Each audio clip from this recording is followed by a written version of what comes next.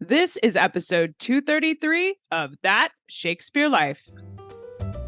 Just like the work of William Shakespeare, That Shakespeare Life is supported by listeners just like you who signed up to be our patrons. You can help support our show and contribute directly to programming when you join us as a patron at patreon.com/thatshakespearelife.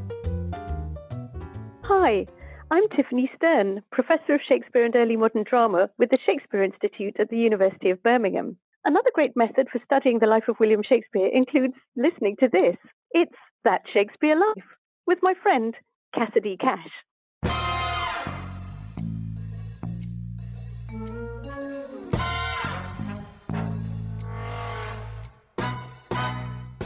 We used thou for only signs of intimacy or insults, which is one of the ways that Shakespeare used them liberally. I think there's a famous line that's something like, if thou thou'st him thrice, it shall not be amiss, which is essentially say, call him thou 3 times and let's get a duel going on. Welcome to That Shakespeare Life with Cassidy Cash. Cassidy believes that if you desire to successfully learn or perform Shakespeare's plays, then understanding the real life and history of William Shakespeare himself is a must. That Shakespeare Life is the podcast that helps you go beyond the curtain of some of Shakespeare's most iconic works and explore the world of early modern England as Shakespeare would have lived it, learning from the writers, historians, and performers who know it best. And now, here's Cassidy. One of the most common issues with Shakespeare's plays is understanding the language. He used not only words that have fallen out of fashion for today's English language, but the pronunciation and even colloquial expressions, cultural references, and some jokes we find in the plays are all so far removed from the way that we talk today that it can be hard to understand what's going on, especially if you're just trying to read the plays instead of seeing them performed. At least in the theater, you have context clues to help you. But if you are also someone who finds Shakespeare's language hard to follow, then not only are you in good company, but today's episode is just for you. It's true that Shakespeare's language is difficult, and it turns out the history of linguistics and the development of the English language can explain why. During Shakespeare's lifetime is when English went through a major change called the Great Vowel Shift and was being influenced by key events going on at the time. Here today to share with us how languages grow and explain some of the phrases, words, and even pronunciation that was unique to English for Shakespeare's lifetime is our guest and professor of linguistics in the English department at University of Nevada, Reno, Valerie Fridland. Dr. Valerie Fridland is a professor of sociolinguistics and the former director of English graduate studies at the University of Nevada in Reno. Studying the science and culture behind the way we speak, her work received support from both the National Endowment for the Humanities and the National Science Foundation. She writes regularly for the popular Grammar Girl podcast and contributes a monthly blog on language to Psychology Today. Her new book, Like Literally Dude, Arguing for the Good in the Bad English, uncovers the surprising history and purpose behind all the speech habits we love to hate and is available for pre-order with Viking Penguin Press. You can also sometimes catch her appearing on The Lisa Show, the Every Little Thing podcast, CBS News, The Nation, and Newsies' The Why. Find out more about Valerie's work in the show notes for today's episode, and there's also links there where you can follow her publications as well as check out her forthcoming book. Hello, Valerie. Welcome to the show. Thank you so much. I'm excited to be here. Why is the language of Shakespeare's plays so hard to understand, even for modern day British English speakers? Well, I think every ninth grader probably around the country facing Romeo and Juliet this semester is wondering the same thing. Well, if you think about modern English, think about how different it is when you listen to an older speaker versus a younger speaker. You hear a lot of different things. So, for example, younger speakers are using a lot of quotative like and approximating adverbial like. So everything is like this and like that. And he said like this. And that's a big difference just between older speakers and younger speakers in our own lifetime. And then you throw in a lot of different differences like that, plus differences in words. So just think about new words today: chuggy, fit for outfit, drip for, your bling. All those things are just in our own lifetime. So then, get 400 years of those kinds of changes, and things have moved really far from the English of Shakespeare because language inherently changes. It's just the natural state of language. But if you went 200 years prior to Shakespeare, it would be even vastly more different, and we really wouldn't understand it. So I think we have to focus on the modern and early modern with Shakespeare, because he's actually really the first of the batch of writers that we could possibly understand. So even though maybe a lot of ninth graders feel like, oh, there's so much difference between our speech and Shakespeare and who needs it, it's actually quite close to modern English if you look at the way language changes over time. So 1,000 years ago, you couldn't even recognize English. It was more like German. But today, we can actually read Shakespeare. It just takes a little effort. So would Shakespeare have spoken with a dialect that was representative of his period? Yes, most likely. Especially at that time, we didn't have the same sort of mobility that we have today. And we also didn't have television, which is probably a really good thing. We had plays instead, and most of the actors would have been from that same area. So we probably actually have better representation of dialect in early literature than we do in modern literature, simply because of the lack of mobility, the lack of sort of everyday contact with people that didn't speak like you. Shakespeare was from a part of Britain, which was at the time sort of the prestigious dialect to know. So he was from a Southern British dialect, which was pretty much since the time of Old English, kind of the hip and happening place to be. But it really wasn't until the early modern period where it was the place to be. So in the Old English period, and even in Middle English, we had about 5 different dialect areas, and they were pretty distinct, and there wasn't a lot of mixing between them. And if you were a writer of that period in Old English or early or Middle English, you would have written in the dialect of your region. So if you were Northumbrian, you would have written in Northumbrian. We didn't really have one dialect that emerged as sort of the killer dialect that killed all the other dialects. But by the time we get to Shakespeare's time in the early modern period, London had risen. It was the cultural capital. It was the economic capital. It was the courtly capital. It was the place to be. And it was also the place to sound like. So that East Midland dialect area from the Middle English period had turned into the dialect to know, which was more of a Southern British dialect at that point. Some of the smaller differences among regions in the Middle English period had kind of dissipated and become larger regions. So the big differences in Shakespeare's time would have been between Northern British accents, West Country accents, and Southern British. And Southern British was the prestigious dialect at the time, the one that Shakespeare represented in a lot of his work, the one that he probably spoke with.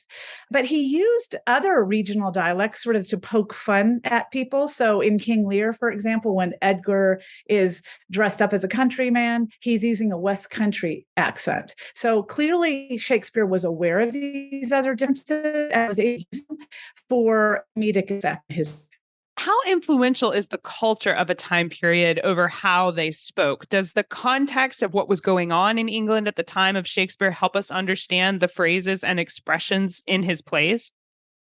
Well, absolutely. I mean, just like today, right? If you are a speaker today, you're a speaker of your time. So all the cultural events, all the political events, all the social upheaval, all the cool new things, they all influence the way we talk. And Shakespeare's time was no different.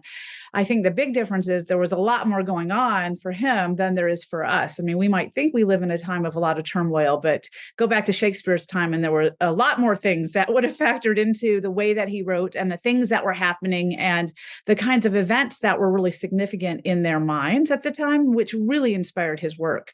I think Shakespeare is actually a great example of someone whose work allows us to see into the period and what was going on. One of the big things that was happening at the time was English was just emerging as a language on its own 2 feet.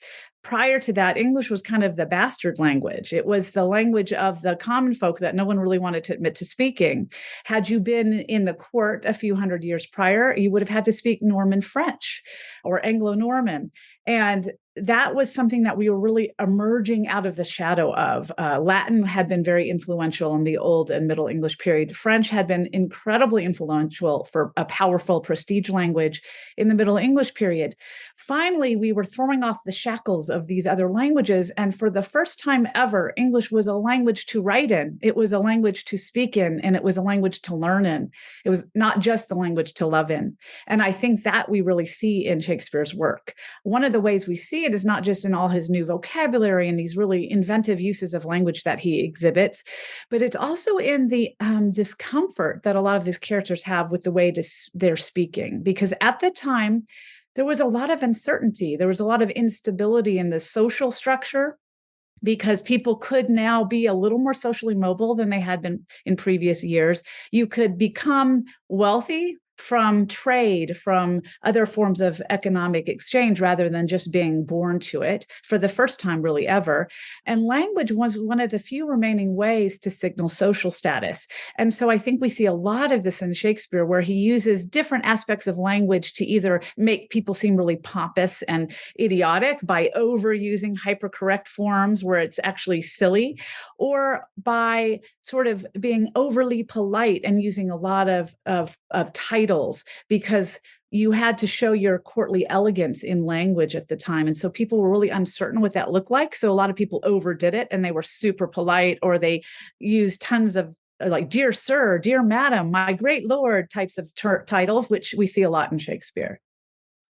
I know in school we were taught how to pronounce Middle English when we were studying Chaucer, pronouncing words like knight as knigget, for example. During Shakespeare's lifetime is when the English language experienced what linguists now call the Great Vowel Shift. Valerie, please explain for us what linguists are talking about when they talk about the Great Vowel Shift, and what did it mean in terms of how we should read the word knight in Shakespeare's plays, for example. I mean, Shakespeare wouldn't have said knigget, would he? No, actually, he wouldn't have, but he would have been aware of that earlier articulation. There is a short answer and a long answer here. So I'm going to give you the short one first, which is really about the word knight. And then I'll tell you a little bit about the Great Vowel Shift, because it's actually a fascinating thing. And it really is interesting in terms of how it affected the way that Shakespeare spoke and why we wouldn't say Shakespeare the same way we say it today. But the short answer is the word knight, which actually in Old English would have been more like knicht, because it would have had that German blach sound that no longer exists in English. It would have, by the time of Shakespeare, been pronounced more like noit. So it has that kind of Irish sound today, because in the northern parts of Britain and Ireland, the Great Vowel Shift didn't go quite as far. So it halted pretty much at the period of Shakespeare there. So we can hear little reflexes of what Shakespearean English might have sounded like when we hear some Northern British speakers, a little more than Southern British speakers today. But the K, which had originally been in the language in Old English times, in the word knight, it actually dropped off around the 15th century. So not even that far before Shakespeare. And some people might have even stuck it in there to sound scholarly, because a lot of the archaic pronunciations were making a comeback in Shakespeare's time to sound smart, which is something he sort of pokes fun at when he talks about how people are trying to stick H's in everywhere, because that was another sound that had started to go away, and people that thought they were smart wanted to put them back in. And there were really a lot of pressures to do this kinds of things in the early modern period. So he would have been aware of the fact that K had been pronounced, which it had been in Chaucer's time, for example, but he wouldn't have said it. He also would not have said the huh sound, that I call it the ugh sound, because that's the only time when American English speakers say it, is when we go blech or ugh. We're expressing disgust. But in Old English, we had what were called palatal fricatives and velar fricatives, which are sounds that are still in many Germanic languages, which English was, but have dissipated in English over time. And again, at the time that Shakespeare wrote, he probably heard some people stick it in there, but it would have been an archaic pronunciation and so no longer present. The really fascinating part, this is where we'll get to the Great Vowel Shift, is the vowel that he would have used. In Old English, the vowel in knight would have been an E sound, but because of the influence of the Great Vowel Shift, which caused all the long vowels to rise and then lower in some cases, which simply means how they were articulated in the mouth. So when I talk about rising, I'm talking about your tongue is lifted higher in the mouth when you're pronouncing them. So if you say E, you can feel the tongue is really high in the mouth, but you say O, which is sort of E from neat to oi, noit, you can feel the tongue is actually lower. So E, O. linguistics is one of those really fun communal sports. We all get involved. Absolutely. If you're going to make the noises, do it together. Do it together. Exactly. My students love that. You can't be embarrassed. So if you actually feel that difference, you can feel the tongue lowers. And that's sort of what happened is a lot of the long vowels rose. So the long vowels are the vowel E, A, O, U, predominantly. Those are the ones we're talking about. The short vowels didn't really have things happen to it. Well, all of them sort of switched positions by going up.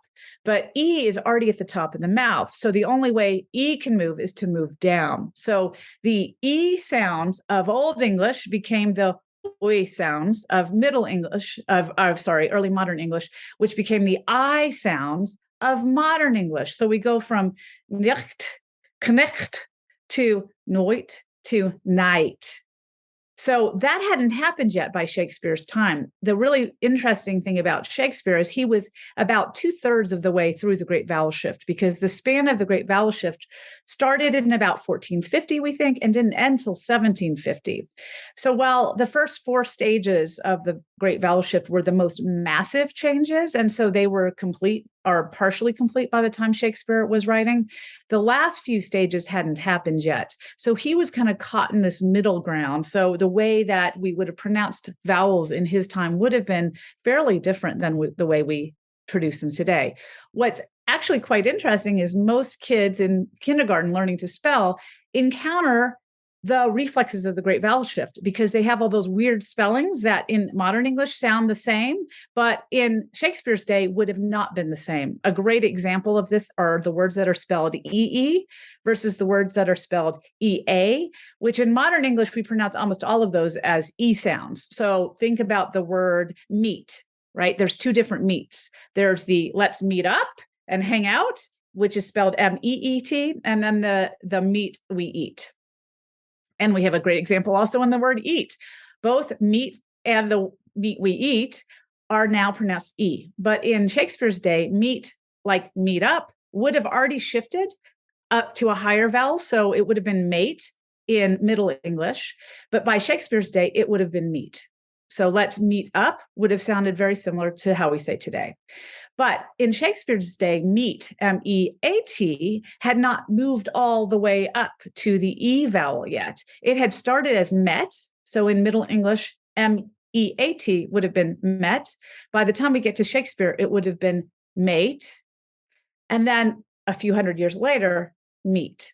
So Shakespeare would not have had the merger of meat and meat that we have today, which is why he gets to pun the word reason with raisin in one of his lines, where he says something like, if reasons were as great as blackberries, or I can't even remember exactly the line, but he compares reasons to blackberries, which makes no sense in modern English.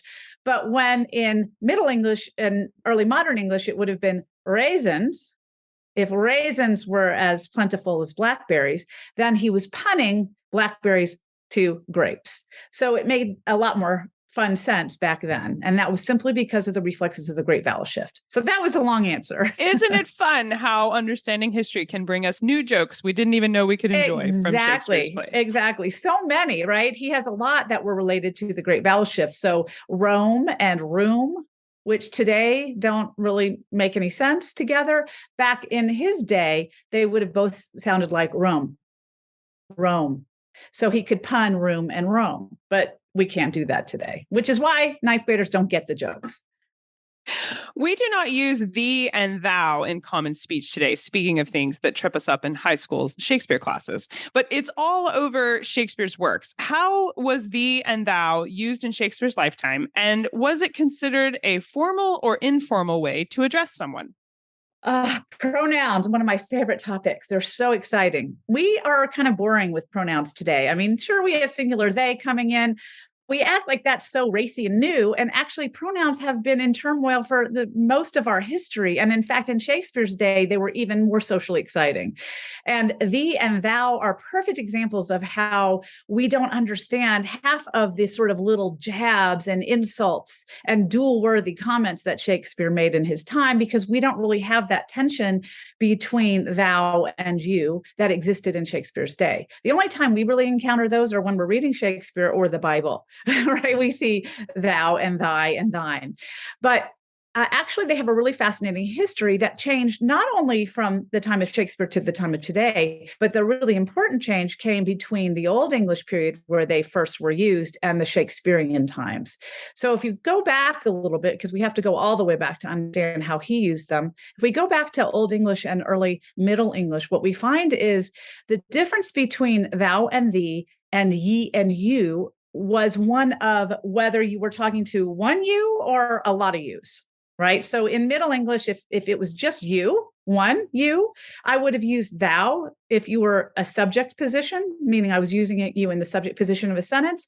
And I would have used thee if I was talking about you as an object. Right. And I'm not meaning to objectify you here, but I simply mean the sentential I object. appreciate that, but no, we're fine. But I would have, I don't want you to feel objectified. Hey, I do what I can. I appreciate But that. I would have said you. I would have said you if I was referring to a lot of you. So if you had friends over and I wanted to talk to you all, I would have said you, which marked plural.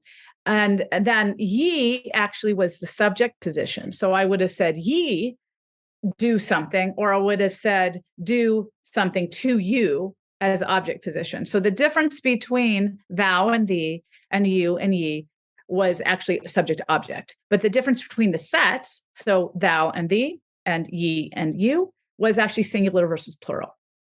Pretty simple, pretty basic, right? But then what happened was the French, right? They came on over and they introduced all these different norms of polite society into Middle English. They were ruling the court, so everybody kind of wanted to be like them. And what does French have that English didn't? Tu and vous. And while on the surface it seems very similar to our thou ye difference, it was actually different because it was more based on what they call a power semantic than a singular plural difference. So the power semantic is the idea that you use tu among intimates or among people that have less power than you or socially you're inferior. And you use vous as a polite and formal form. So if you're meeting someone you didn't know or someone that was higher ranked than you, which for most people was almost everybody else, right? You would use vous. So this was kind of imported into English, and we already had pronouns to kind of make work this way. We had thou and we had ye. Now, I'm not exactly sure why ye fell out as the least popular one, but it basically started to become you used that way. So the contrast was between thou and you.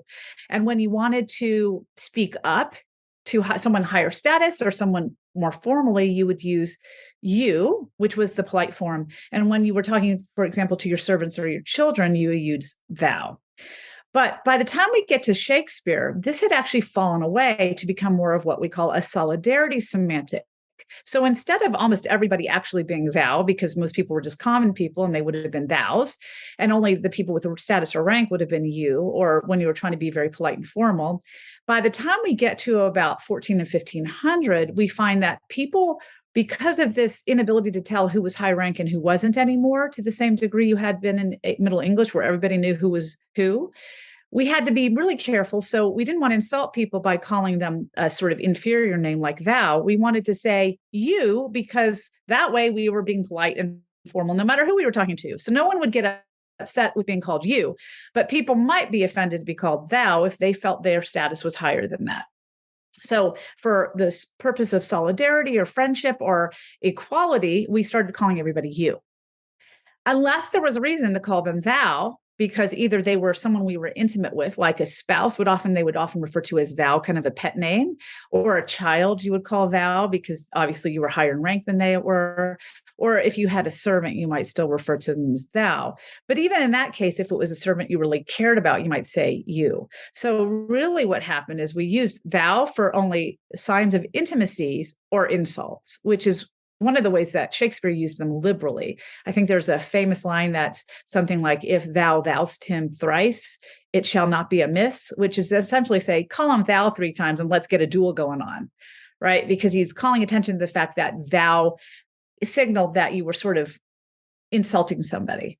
So you find actually in his work a really interesting use of thou and you, where he has very subtle differences in relationships among characters, changing, signaled exclusively through his changes between calling them you in one scene and thou in another. So for example, you when they're wanting to be flattering and thou when they want to be insulting, or you when they don't know each other that well, and then thou when he's like, I want to get with you, babe.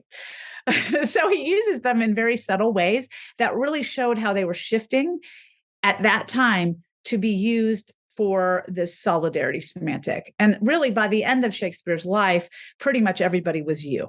So it was sort of almost archaic, even in his own writing, the way that he represented the use of those terms. Because by that time, I think most people in early modern English knew better than to thou somebody. Now, Shakespeare's given credit for contributing to the English language. Is this, his playing around with the use of pronouns and some of the words that he's throwing out in his plays? Is he, or I guess his plays, contributing to the English language and the way that English is spoken today? Absolutely. He was contributing because he's the record we have. So we also get a window into the vernacular speech of the time. But I think he also contributed that he did do some really inventive stuff with language. And so some of the things we probably see for the first time, and whether it was the first time ever or just the first time it was recorded, it's hard to say. But absolutely, he contributed in a lot of different ways. I think if you have someone that works with literature, they'd say he clearly contributed to English in the way that things were written, right? In the way that verse was written. And he played around with things like blank verse that he made use of, but he also alternated between sort of rhyming couplets and prose for the common speak. So these were kind of interesting ways with literary play that he contributed. But I think from a linguist perspective, where he had the most valuable and forceful impact was in introducing new vocabulary, whether it was really the first time it was ever spoken or whether it was just the first time it was written down, doesn't matter. It was the first time we have a record of it. Thousands of words, right, appeared for the first time in Shakespeare. But things that we don't even realize, like his use of phrasal verbs, was something we really hadn't seen before. Now, phrasal verbs are verbs that have a verb plus a preposition that become so common in their use that now we don't even think of them as being separate entities. So that would be something like drink up, or come away, or get off. Right? These are really common. How often do you hear people say, get off the couch to their dog? All the time. But we wouldn't have said this type of thing in Middle English. One of the reasons we wouldn't have said it is in the Old and Middle English period, the structure of the language was vastly different. And actually, vastly is a great word that we got introduced by Shakespeare. So thank you, Shakespeare. It was so structurally different that we could not have had phrasal verbs in the same way that we did in Shakespeare's time. Because in Middle English and earlier forms of English, we had what's called a synthetic form of language, which means it had a lot of inflections. It had a lot of endings because it was a language that marked where everything went in a sentence by the endings those words took. So when you have word endings that are used to mark things like case and gender and plurality, number, you don't really need prepositions or auxiliary verbs. They're not really part of the language because all that's done through endings. But as we lose that, which we did because of big changes that happened in the language between the Old English period and the early modern period, we had a lot of pressure from other languages, a lot of changes in our stress pattern. And over time, it caused the endings of words to fall off. Well, when you lose these endings that told us who did what to whom, you have to do something else. So we get auxiliary verbs that tell us things about tense, right? We get prepositions that tell us about who was doing what to whom. And so for the first time, we have all these new things we can play around with in language, and we're not as constrained to having a word act as a certain thing because it has a certain ending on it. When something has an ending as a verb, you can't really change it to be a noun. When something has a noun ending, you can't really change it to be a verb. But when those things go away, you can make verbs out of nouns and nouns out of verbs and adjectives out of adverbs, and you can do all sorts of crazy stuff. And Shakespeare did crazy, crazy, crazy things. Like he was really the first to verb stuff. So what I mean by verbing stuff, it's a real fancy linguistic term. That's the technical jargon right there. Yes, that's the technical term. He took nouns and he made them verbs, like the word ghosted, right? A ghost was a noun prior to Shakespeare. And then he says, Brutus ghosted me, essentially. So, we still use ghosted today. Thanks to Shakespeare, we say that. But what was really novel was not ghosted as a word. It was the fact that he was taking a noun and making it to a verb. So when we make fun of kids who say, oh, I hate adulting today, we can thank Shakespeare for that. right? Because that's who taught them they can do those things. Not to mention, he put really cool endings on things. He stuck prefixes on words they hadn't been on before, a lot of them not successfully, but whatever. He did great things. It was super creative, and it was a really fun experimental period of language. And Shakespeare personifies that in his writing. So I guess I want to know what happened to American English. I mean, one topic we've covered here on the show previously is how the original Virginia colonists came from Shakespeare's England and they spoke the exact same English that Shakespeare was speaking. So why then is American English so markedly different from British English, not only in sound pronunciation, but even in our vocabulary words?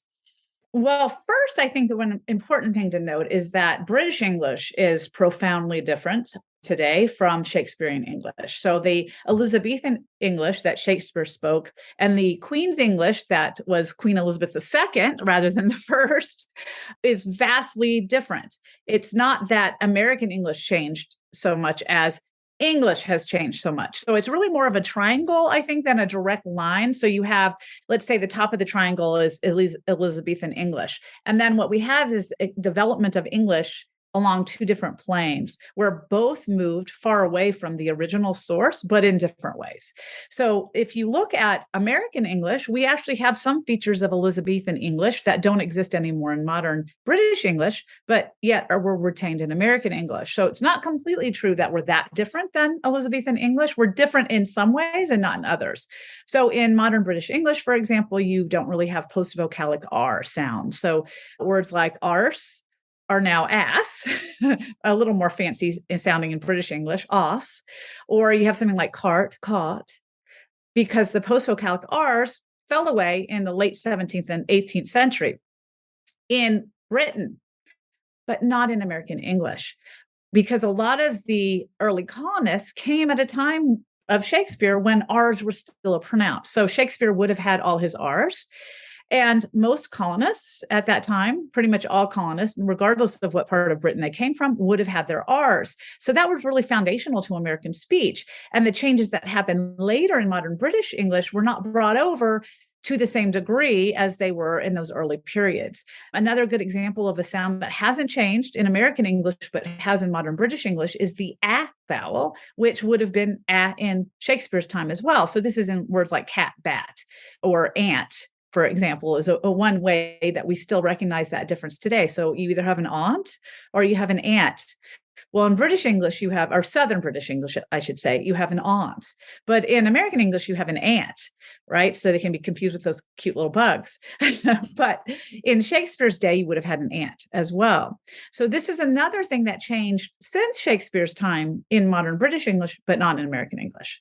But of course, there's vast changes that occurred in American English that made us much more different from both Shakespeare and modern British English that are far past those two things, where maybe modern British English might have a little more in common with Elizabethan English or have changed differently. And this is because it wasn't just the Virginians that came over, right? Those early colonists, you had Virginia, which, yes, was mainly a Southern British, a sort of aristocratic group. So a lot of the colonists in Virginia were sort of sons, a lot of them second sons of wealthy land-owning Brits, and they came over because, well, they were the second son, so they didn't matter as much, and they needed to forge their own way. But they were still kind of fancy and rich and spoke with that prestigious Southern British accent.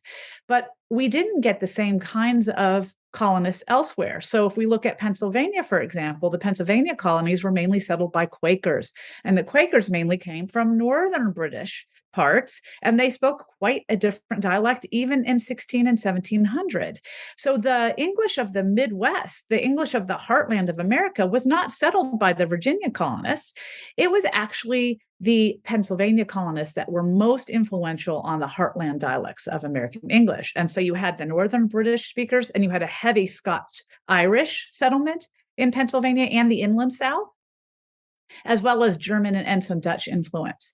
So those influences were really strong, and they settled the majority of the United States. And I think they hung on to their these and thous well into even the 20th century among the Quaker populations. Even some Quakers still use it. And that's because actually at the time when Shakespeare was writing, a little later, actually, the founder of the Quakers was vehemently opposed to this shift from thou to you for sort of moral and religious reasons. And so it was part of this movement of plain speech that the Quakers had, where everybody was thou because we were all supposed to be humble. And you was kind of a mark of being uppity and snobbish. And that was the worst thing you could possibly do. And in some ways, the Quaker resistance to the shift towards you is probably something that propelled it along, because the Quakers really didn't have a great rep back in the day. Which is probably not their fault. It's the fault of religious intolerance at the time. Well, I know we would love to explore the pronunciation of Shakespeare's English further. What are some of your favorite books or resources you can recommend we use to learn more? Well, there are a couple great websites. I think that's probably the easiest way to get a little more window into Shakespeare's time. One is if you just look at the website for the Oxford English Dictionary, which has a lot of first uses of words that were in English, you find a lot of blogs they've written, and a lot of them talk about English of times past. A lot of them go over Shakespeare or early modern English. So you can just sort of browse their collection of blogs. That's a great place. And there's also a lot of other interesting information on that site. But one of the best sources for original pronunciation, especially in regard to Shakespeare, is anything by David Crystal or his son Ben, who have really pioneered the original pronunciation. And I had the good fortune of meeting Ben years ago when he did original pronunciation here at University of Nevada.